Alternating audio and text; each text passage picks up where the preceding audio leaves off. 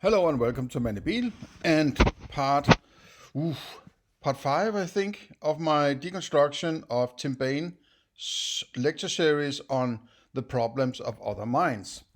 And this time we are stepping into lecture 2, which apparently is called the skeptical problem of other minds, which he introduced in the first part, among other problems. So why not just jump straight into it?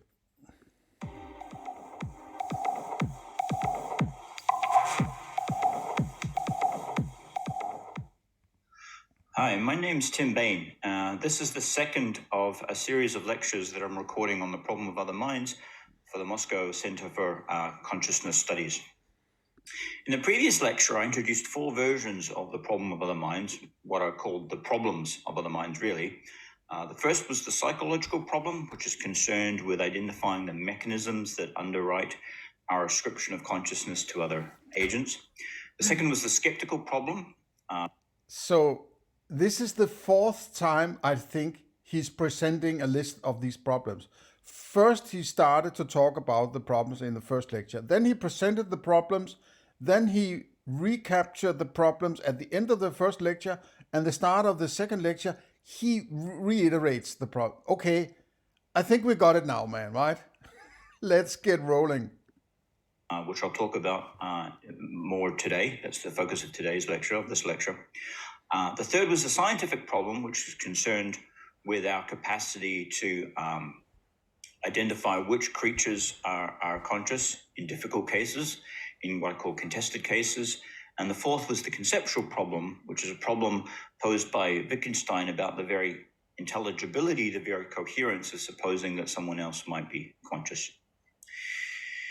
So, as I said, I'm going to focus today on the skeptical problem of other minds, which is the traditional version of the problem of other minds. It's a version of the other minds problem that the philosophers have usually focused on. It's fair to say, I think, that the skeptical problem of other minds has fallen on hard times. The topic used to be a mainstay in the philosophy of mind. And in one place, Jerry Fodor, the philosophy of Jerry Fodor, remarks that when he was at graduate school in the late 1980s, it was one of the 2 main topics on the philosophy of mind syllabus, the other, of course, being the mind-body problem. Excuse me. But somewhere in the 70s or the 80s, it fell out of favor, and it was usurped by discussions of other topics, problems of mental causation, discussions about the architecture of cognition, and debates about where what. When I hear about things in philosophy falling out of discourse or so on, what I hear is this problem is so hard that we can't answer it, or we don't want to deal with it, so we'll just pretend it isn't there and go do something else, right? That's what I'm hearing, right? That's all I'm hearing. I mean, you can't just leave something by the wayside, right? I guess it could be possible that there has been a part of the discourse that would be sort of useless, and people find out, well, why the hell are we discussing this? There's no sense in doing that because of this and that and the other. But this sort of things falling out of favor, no, it's not hip at this moment to discuss this, that, and the other. Then I'm the kind of guy who says, okay, then I'm going to dig into it, right? Because to me, there is only the problem of other minds, right? I mean, you could conjure up other problems, I guess. But this is the core problem. If you can't get to other people's minds, it doesn't matter the rest of it, right? It doesn't matter the rest of it. And if you think the other question that matters, that's because there's something foundationally problematic about your metaphysics, I would say, right? How to naturalize or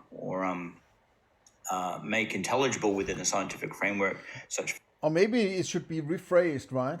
Because it's always the hard problem. There's also the hard problem of consciousness, the mind-body dichotomy, and things like that, right? These are all questions that potentially should be answerable in a materialist slash physicalist, whatever, realist, whatever, metaphysics, right? But because that metaphysics is flawed. People are spending time on trying to answer these questions, but because they don't think about the metaphysics being the problem, but that they can sort of search for the answer to the problem instead, using whatever, lingo or neuroscience, whatever, to answer it. They're not looking in the right place, right? Because it's like the deepest level of metaphysics are considered given by most people, right? I would say. And it seems very hard for people to get around the idea that you have to start down there. You can't just jump in and say, I'm going to stick an electrode on that animal and prove whether or not there's a mind in there, right? It's never going to work. So the core problem is, how do you get to say there is something outside my mind? That's the core question. How the hell do you get to say that? Explain, please, right?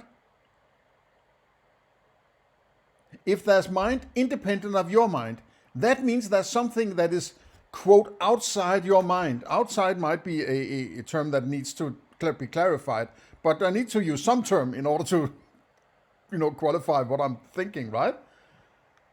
And if you can't answer that question, I don't give a crap about all the other questions, right?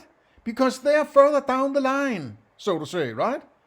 If you can prove there is an outside world and you can tell me what it entails, maybe then we can go and check on the hard problem of consciousness and all the other questions he is alluding to, right? But you need to start down there first by explaining how you get to something outside your mind, right? Phenomenon as intentionality or consciousness. But with the booming of interest in the scientific problem of other minds, there's been a bit of a resurgence of interest in the skeptical problem of other minds as well, although not as much as one might expect. And I think it's a bit of a shame that there hasn't also this hit list of what is popular at the moment, right? It doesn't give it any validity or the lack of such, whether or not it's popular, right? It's sort of, okay, there's a resurgence in Aristotle's virtue ethics. So what? It doesn't prove anything, right? Yeah, okay, we can sort of, if you like, one or the other, it's nice or not nice, whether or not it's researching or the opposite, right? But at the end of the day, it doesn't really matter.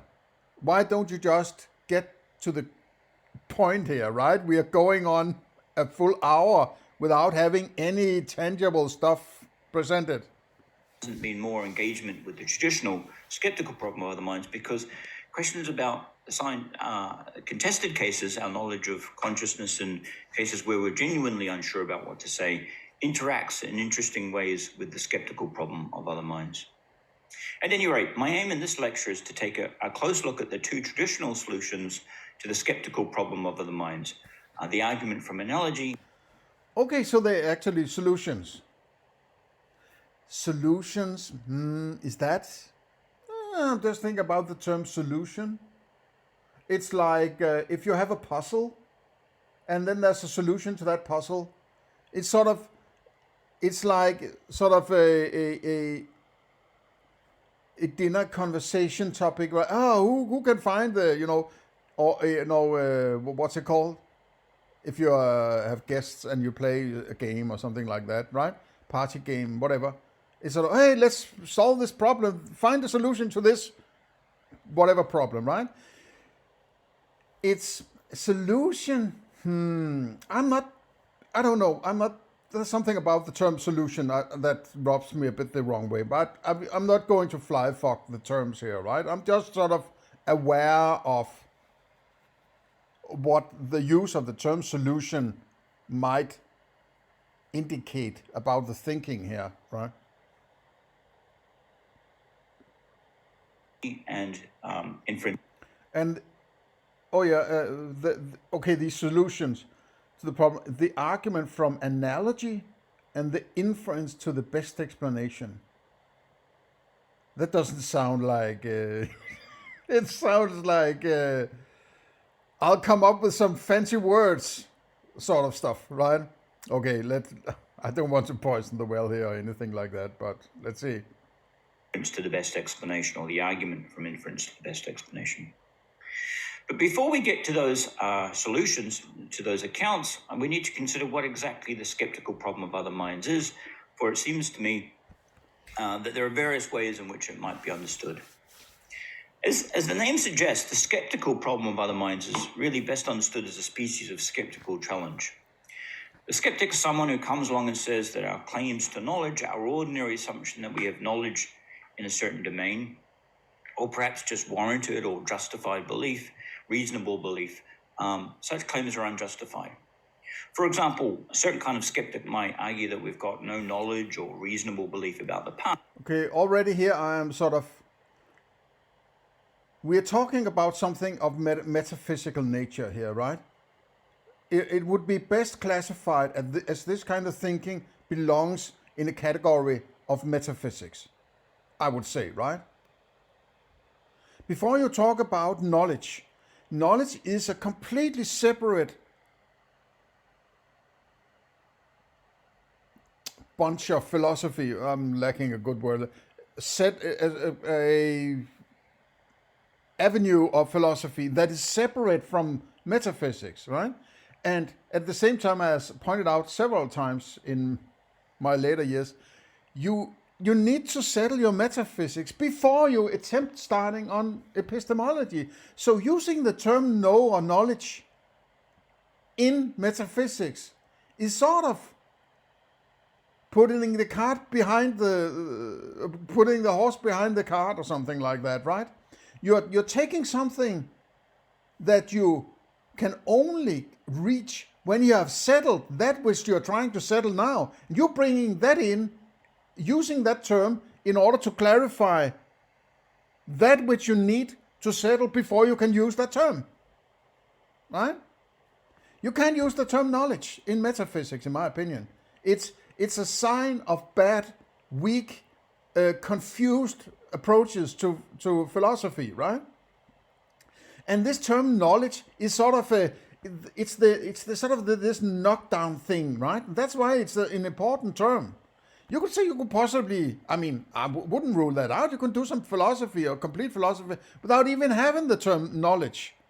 But that's what people use when they say, well, it's not only my opinion, I know it's the case. That's sort of how I heard that said by Stephen Molyneux just the other day, right? I not only think that, I know that, right? So it's not just something I'm having, some feelings about. I actually know it, right? And just to reference him here, he uses that term as if it's something that is of a high insight, an important insight of some kind, right? Another thing is that then he says then the skeptic will come along and tell you can't know it, right? He's bringing in the bad guys who are critical, right? And say, yeah, they're sort of, right? But I'm going to tell you something. It's this framing stuff, right? He has to groom you into the good guys and the bad guys, and these say this and they're the right thinking or wrong thinking before he presents the fucking argument, right? It's typical. It's the same case with Keith Frankish, right? Past, or that we've got no knowledge or reasonable beliefs about unobservable entities, or that we've got no knowledge or reasonable beliefs, for example, about morality or ethics. In the case that we're considering, of course, the skeptic challenges the ordinary assumption that we have, that we can know, that we do know about the inner life, the conscious experiences of other people.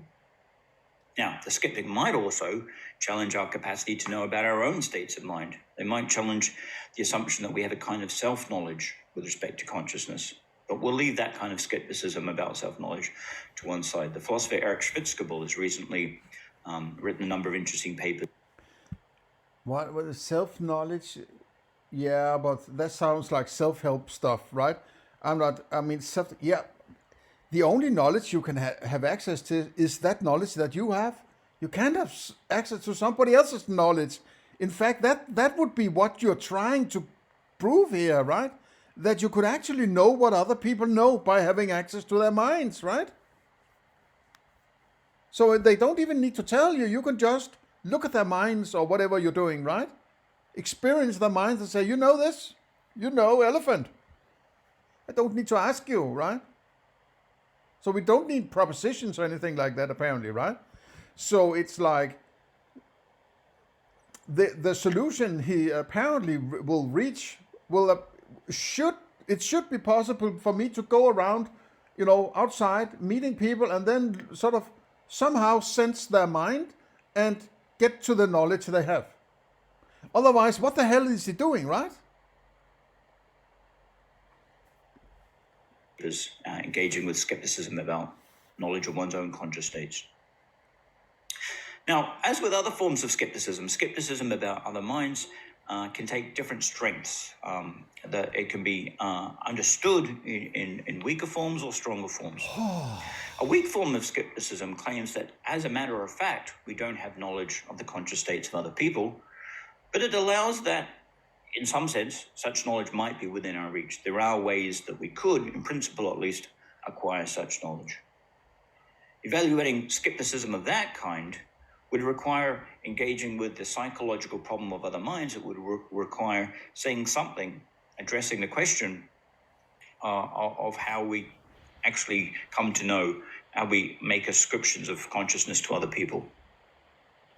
A stronger and, in my view, more interesting form of skepticism challenges our capacity to acquire knowledge of other minds. From this perspective, the question of how we ascribe conscious states to other individuals isn't so relevant. The focus is really on whether there is some kind of inference procedure, whether or not it's one that we actually use, that could be used to generate knowledge, or at least reasonable belief, justified belief, warranted belief about other minds. That's the kind of skeptical challenge that I'm going to focus on here. And I think it's fair to say that that's been the traditional focus of the skeptical problem of other minds. I want to raise two more preliminary issues before we consider the first of the two proposed solutions to the skeptical problem. The first issue is this: what exactly should we expect from a solution to the skeptical problem? But he just said in the previous chapter, he doesn't need to define anything, right? And yet he also said, maybe you need to say something, but you don't need to define. What would we expect from a solution? Well, that's just what I said. You would have access to other people's knowledge without asking them, right? Without them even knowing you had access to that, right? It's not a solution to a skeptical problem, right? The skeptical approach to the problem of other minds. That's how it should. So you're sort of saying, okay, somebody says there's a skeptical problem, so now I am trying to work with those who have the skeptical approach to the problem of other minds, right? Rather than saying, I'm going to prove to you that you can get to other minds, right? Again, it's this convoluted way of arguing. It's boring. Get to the freaking point, man. I don't have the rest of my life to sit here and wait for somebody to tell me whether or not I can get other people's knowledge without them knowing so, right? Or having an awareness of it, right? Some discussions seem to suggest that what's required is an account that delivers certainty about the conscious states of others, that puts the question of whether other people have experiences and whether they have experiences of the kinds that we take them to have beyond any reasonable doubt, beyond reasonable debate. In my view, that would be to set the bar for a solution to the skeptical problem too high. For, in principle at least, all sorts of information could undermine our everyday. Yeah, if your solutions are something like, I guess it's reasonable to say that people might have some mind stuff there, right? Don't waste my life with shit like that, right? Because that takes about 2 minutes to present that. You don't need to have a lecture series of any kind in order to say that, right? Because that's what people already do, right? If you can't get any closer than what people already do, then it's sort of futile and pretentious kind of stuff you're going here, right? I want to fucking have access to their experiences. Otherwise, fuck off, man, right? If I can get access to what other people experience, I'm listening, right? If I can't do that, I don't give a shit, right? Descriptions of consciousness. Suppose, for example, you were to discover that one of your neighbors had a radical kind of brain surgery in his teens, and a great deal of the ordinary circuitry that he was born with was replaced with various kinds of microcomputational devices. Or suppose that you discover that the surgery that was performed on your neighbor is even more radical, and that connections between his executive and volitional centers on the one hand and the motor control centers of his brain were severed, and that his actions are actually controlled by a team of scientists based in Silicon Valley, for example. Information like that would presumably call into question, would raise reasonable doubts about whether your neighbor has the kind of conscious states that you typically ascribe to them. Indeed, might even call into doubt whether your neighbor's conscious at all. What this case shows, I think, is that there's some kind of slippage, there's some kind of close interaction between the skeptical problem of other minds and the scientific problem of other minds. What I mean by this is that cases which might seem to involve ordinary human beings, one's friends, one's neighbors, one's family members, could turn out to be problematic in precisely the ways in which the ascription of conscious states to, say, infants, brain-damaged patients, non-human animals is. In other words, cases that look like they fall within the scope of the skeptical problem of other minds could, on close examination, turn out to really fall within or be best understood within the scope of the scientific problem of other minds.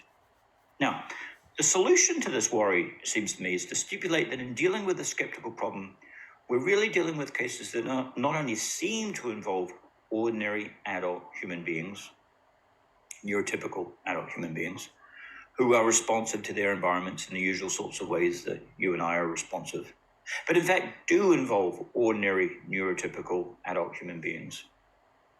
And it's really only with respect to that cohort of individuals that we think we do in fact have knowledge of conscious states, that we assume knowledge is within our grasp. Cases in which someone seems to be an ordinary adult member of our species, but in fact isn't. For example, they turn out to have had very radical forms of brain surgery, or they turn out to be a robot that's controlled by scientists, should, I think, be best considered within the framework of the... I'm having the thought that if he has come up with some kind of solution to this problem that you might not be able to get to other people's minds, right? Why is he clouding it in this, right? Why is he not drumming on the jungle drums telling, hey, I found a way to get to other people's minds, right? It's sort of shrouded somewhere in language here, and you might possibly be able to drag something out of it that might be of, groundbreaking, floor-breaking, philosophy-breaking nature here, right? But it's just sort of, I think I can... I'm not buying it, right? I'm not buying that you, Mr. Tim Bayne, have sort of found any kind of, in the way you present things here, that you have found the solution of the ages, right?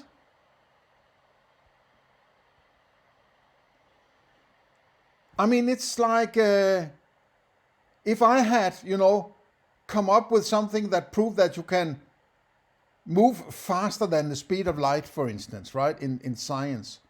And I was making a lecture series that was sort of droning and boring and like, right? Why would I do that? Maybe, I mean, how else could I do it? Maybe being me, but, somebody on a university here, right? So the hidden way in a obscure corner of the YouTube, there's somebody who claims potentially to have found more than one solution to the problem of other minds, right? So I'm having very, very low expectations here. Let me just put it that way. Scientific problem of other minds. A final issue to consider before we turn to the analogical response to the problem of other minds is whether we should try to prove that the skeptic is wrong when she challenges our claims to know what other people are experiencing. That's how the skeptical problem is often set up, and indeed, that's how I myself have tended to speak in presenting the skeptical problem. But it's not at all clear that we should approach the skeptical problem in that way. After all, in many domains, skeptical problems are often seen or best seen as needing to be dissolved rather than solved. Consider the problem of external world skepticism. External world skepticism. But isn't it the sort of the whole, let's say, job of a skeptic to say, I'm not sure you can get to knowledge there either, right? You're jumping to conclusions. You're reaching further than you can. That's sort of a skeptical approach to things, right? Then I'm a out and out skeptic about basically anything, right? I don't take anything for granted. Nothing, right? So you're not answering. Yeah, you could say, but it's sort of this convoluted way that there are these people saying this and there are these other people saying that. And why don't you just get to the problem and give me the answer, right? Present the problem as clear and strict and concise as you can, and then say, okay, I will solve it this way and that way or whatever, right? I don't give a shit that there's somebody out there that's skeptical, right? And if the only reason to mention skeptics is because we have to do it because they pointed out something, then I have to address it. And if there weren't skeptics to point it out, there wouldn't be a skeptical problem. So there is potentially a problem that those who are not skeptic wouldn't have addressed or figure out or pointed to, right? So it's sort of a weird kind of presenting or argument structure here, right? Okay, it's like, okay, there are these people who criticize something. Okay, so I guess I have to address that problem, right? Oh, it's annoying, right? It seems like an approach that is not encompassing the whole problem, the foundations of metaphysics. It's just, there's a problem over there. Let's find a solution, right? Over in that corner, there's somebody says there's a problem. Let's go over and see if we can throw words around and create a solution, right? That's what it sounds like to me, right?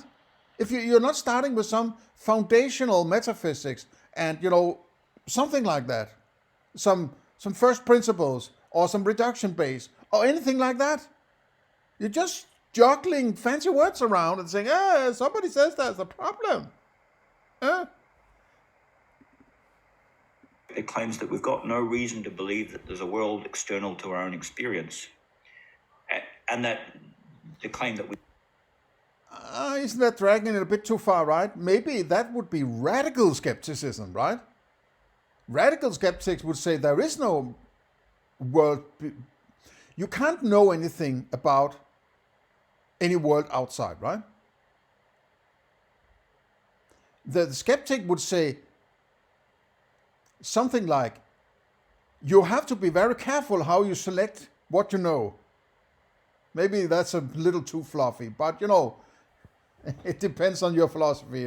That's closer to how I would say it, right? The radical is sort of, there's no way. Knowledge is impossible, basically, right? The skeptic would say, you can't just say you know what is outside just like that. You have to clarify it because you need that experience and so on. And if you need an experience, how can it be that thing outside at the same time and so on, right? How do you clarify what you mean by knowledge then, right? But this is not a discussion of knowledge, in my opinion.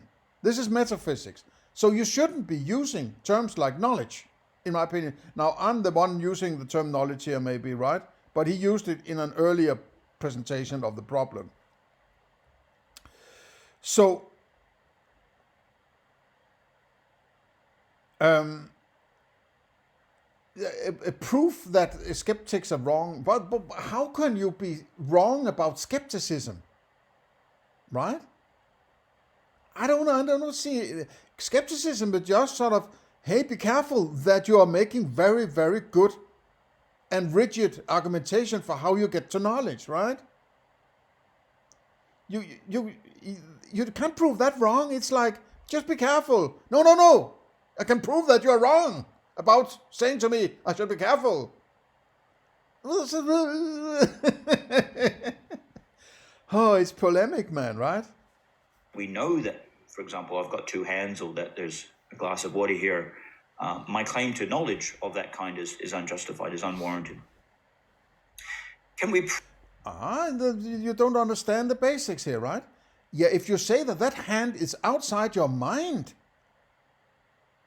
I would say skeptics doesn't say you can't experience your hand, but that you know it's your hand. What do you mean by that? Do you mean that that hand is outside your experience? Because then you wouldn't be experiencing it, right? You're referring to an experience, I would think.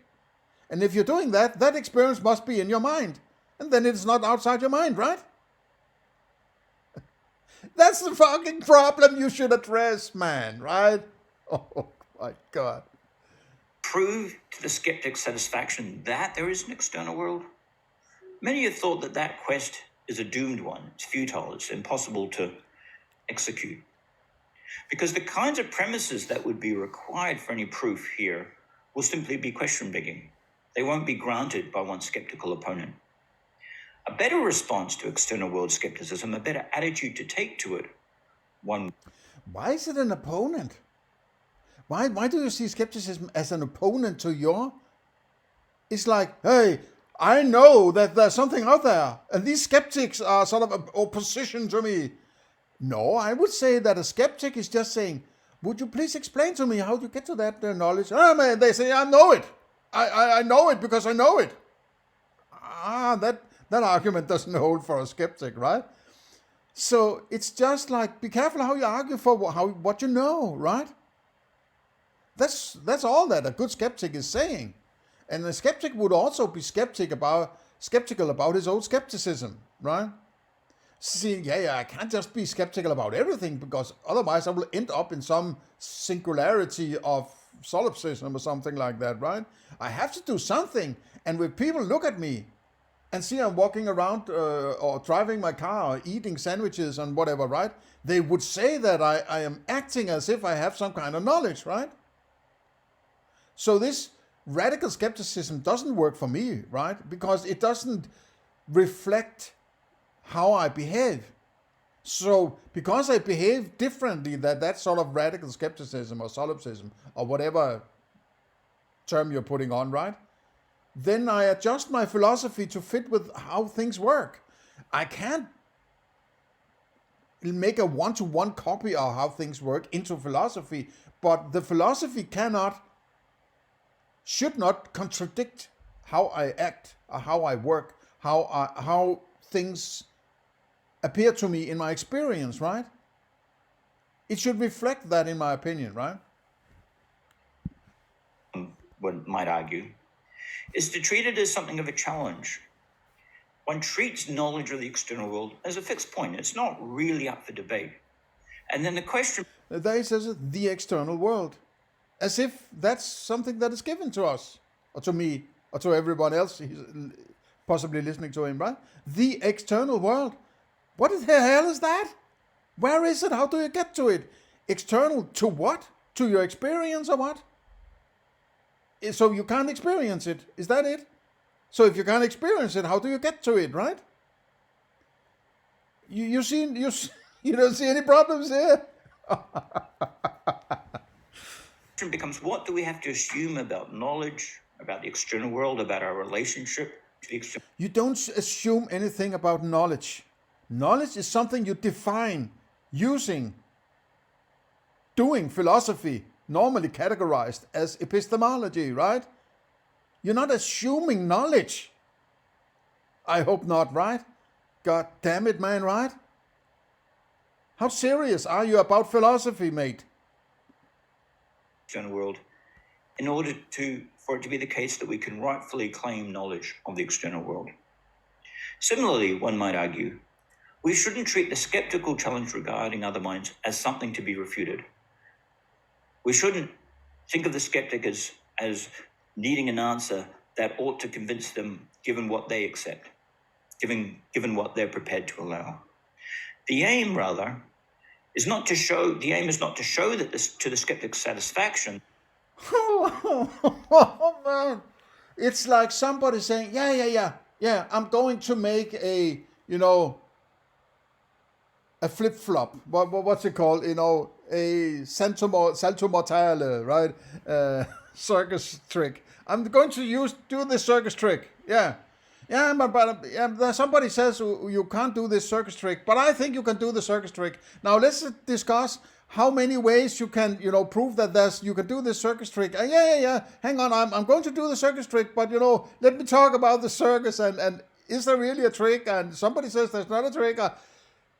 Just do the fucking thing, man, right? Get to the fucking point. Oh, man. I mean, no wonder I have sort of, what's it called? An aversion towards academics, right? They're like, to me, they're pissing in my face, basically, right? They're saying, yeah, I'm living up off your tax money, right? And I'm going to throw words at you until you're sort of in a drowse somewhere in your sofa, right? And then you will probably wake up when I say, hey, I done it. Oh, you done it, right? Oh, man, the world is run by crazy people, man. Crazy people and useful idiots, let's say, right? Crazy people, psychopaths, and useful idiots. They rule the world, right? All the normal people, yeah, they're normies, but they're just empty shells of NPCs, right? And then the rest of us who have sort of a personality and integrity and an identity, whatever you want to call it, right? Who is, make a virtue out of thinking for themselves, right? We have knowledge of the conscious states of those around us.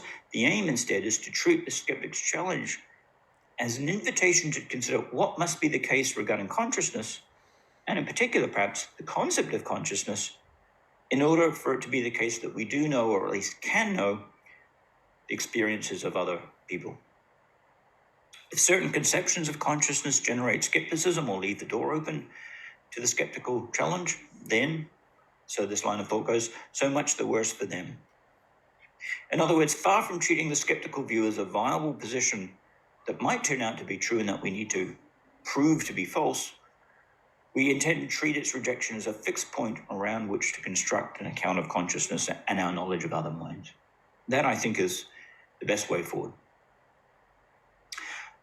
With those preliminary points in mind, let's turn now to consider the first response to the skeptical challenge, the argument from analogy. This is an account, a response to the problem of other minds. Okay, so now finally we got to the argument response. So it's a response solution, whatever, right? So I think maybe it would be a good idea to keep that for the next part, because it seems like a good fork in the road here, right? So please share, like, and subscribe. I hope you like the deconstruction, and please take a look at my recent Stefan Molyneux deconstructions, and leave a comment, check the board. Otherwise, have a nice day. See you in the next one.